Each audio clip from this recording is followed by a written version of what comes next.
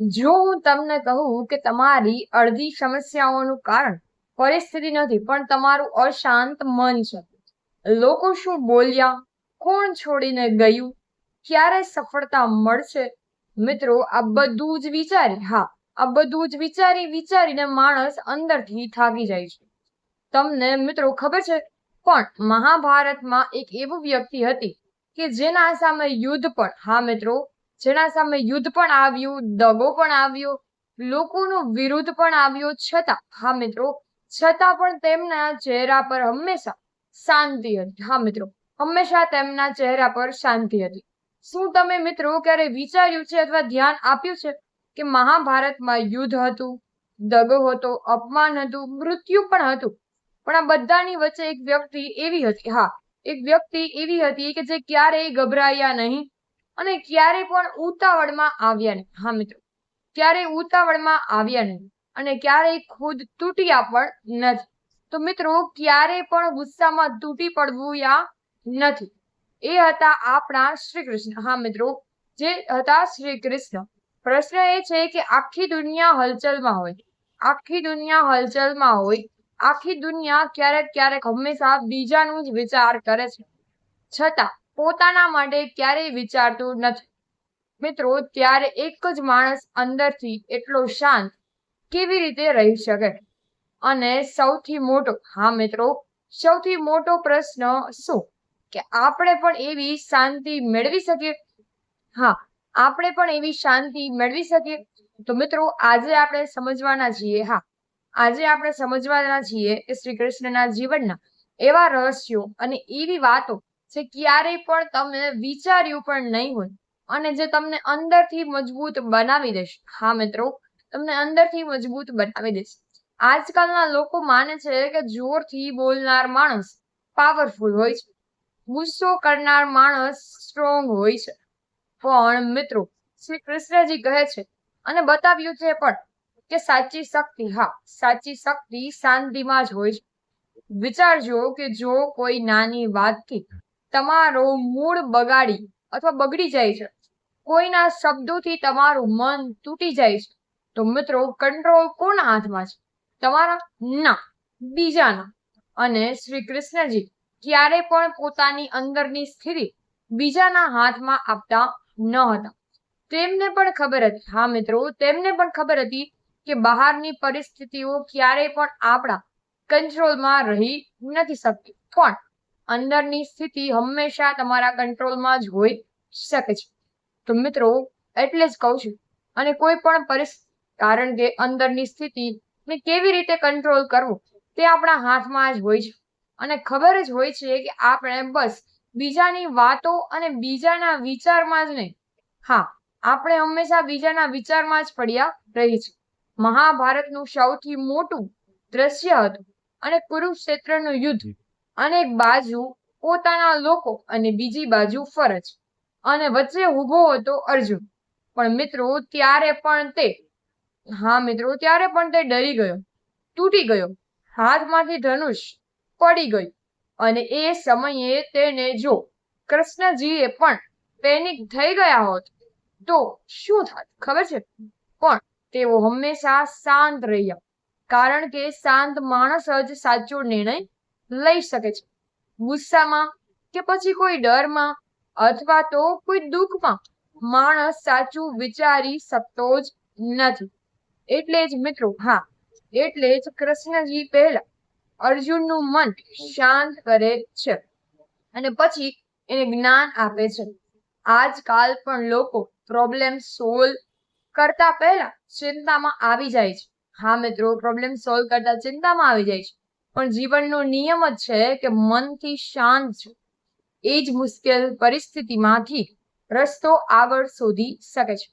કૃષ્ણજી કેમ શાંત રહેતા ખબર છે? કારણ કે તેમને જીવનનું સૌથી મોટું સત્ય ખબર જ હતું કે બધું જ જીવનમાં ટેમ્પરરી છે. કોઈ પણ અહીંયા તમારા જીવનમાં હંમેશા માટે નથી. કોઈ પણ તમારા જીવનમાં અહીંયા હંમેશા માટે નથી. સુખ પણ, દુઃખ પણ, લોકો પણ, પરિસ્થિતિઓ પણ. અને મિત્રો આજકાલ માણસ દરેક વસ્તુને હંમેશા માટે પકડી રાખવા માંગે છે. એટલે જ એટલે જ તે તૂટી જાય છે. કોઈ માણસ છોડી જાય તો જીવન ખતમ થઈ જાય છે અથવા જીવન ખતમ લાગવા લાગે છે. તો અત્યારે બધાના મગજની સ્થિતિ આવી જ છે. પણ હંમેશા મિત્રો શ્રી કૃષ્ણજી કહે છે, હા, ત્યારે શ્રી કૃષ્ણજી કહે છે કે જે આવ્યું છે એ જશે જ, અને જે આ સત્ય જ સમજી જાય એ અંદરથી હંમેશા માટે શાંત થવા લાગે. સમુદ્રમાં તરંગો આવે છે, પણ સમુદ્ર પોતાની ઊંડાઈ નથી સમાવતો. હા, પોતાની ઊંડાઈ છે તે કદી ગુમાવતો નથી. એ જ રીતે જીવનમાં પ્રોબ્લેમ્સ પણ આવશે, પણ પોતાની અંદરની, હા મિત્રો, પોતાની અંદરની શાંતિ ગુમાવી દેવી એ સૌથી મોટી હાર છે. અને મિત્રો એક મોટું કારણ કે જે લોકોની શાંતિ છીનવી લે છે, ખબર છે શું? લોકો શું કહે છે?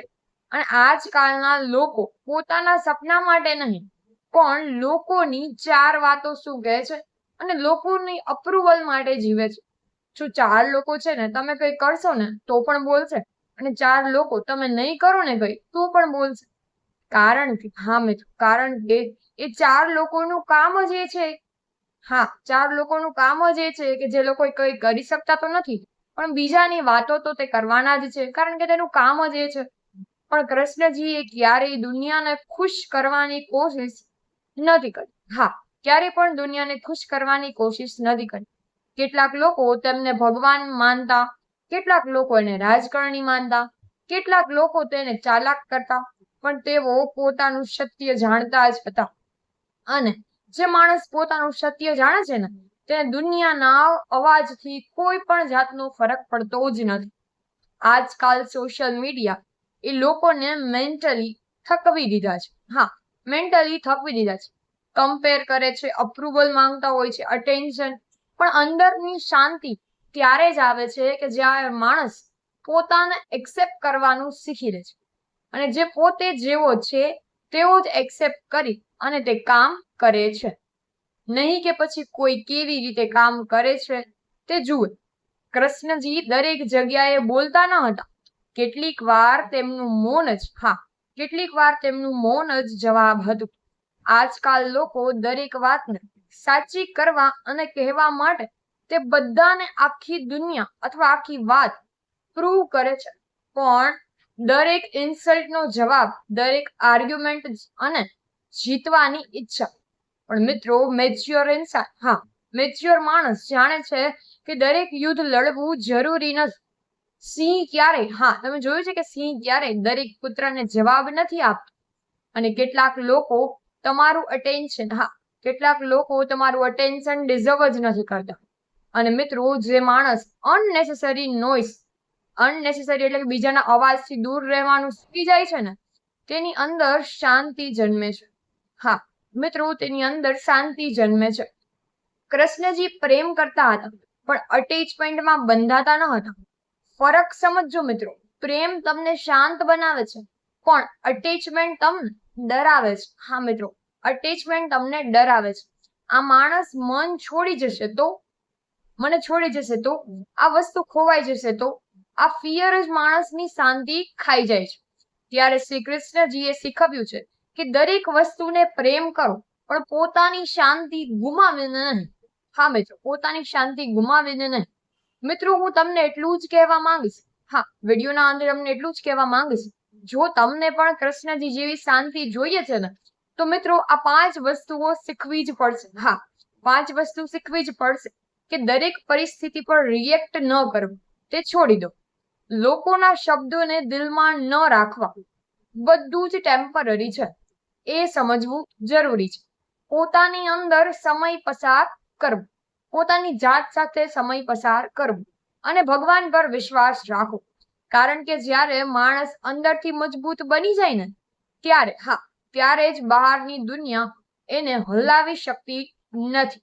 કદાચ મિત્રો, કદાચ આજે તમારું જીવન મુશ્કેલ હશે, પણ કદાચ તમારા મનમાં હજારો ચિંતાઓ પણ હશે, પણ મિત્રો એક વાત યાદ રાખજો, હા, એક વાત યાદ રાખજો કે શ્રી કૃષ્ણએ ક્યારે પણ વચન નહોતું આપ્યું કે હંમેશા જીવનમાં મુશ્કેલીઓ નહીં આવે. હા, કે જીવનમાં મુશ્કેલી નહીં આવે, પણ તેમણે એ જરૂર કહ્યું હતું કે જો મન શાંત રાખશો ને તો દરેક મુશ્કેલીમાંથી, હા, દરેક મુશ્કેલીમાંથી રસ્તો તો મળી જ જશે.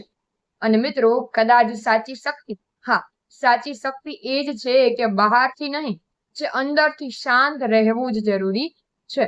જો મિત્રો ક્યારેય પણ તમારા જીવન બધું જ ખોટું થઈ રહ્યું હોય ને, હા, બધું જ ખોટું થઈ રહ્યું હોય ને, ત્યારે એ લોકો તમને સમજી ન રહ્યા હોય અને તમને અને મનથી અંદરથી તૂટી રહ્યું હોય ને, ત્યારે મિત્રો એક વાત યાદ રાખજો.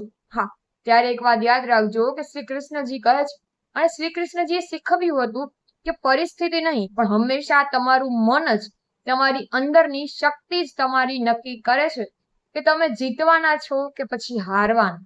બહારની દુનિયા હંમેશા બદલાતી જ રહેશે, પણ જે માણસ પોતાની અંદરની શાંતિ સાચવી લે છે ને, એને કોઈ પણ પરિસ્થિતિ હરાવી શકતી નથી. તો મિત્રો આજના વિડીયોમાં બસ આટલું જ. ફરી મળીશું નવા વિડીયોમાં.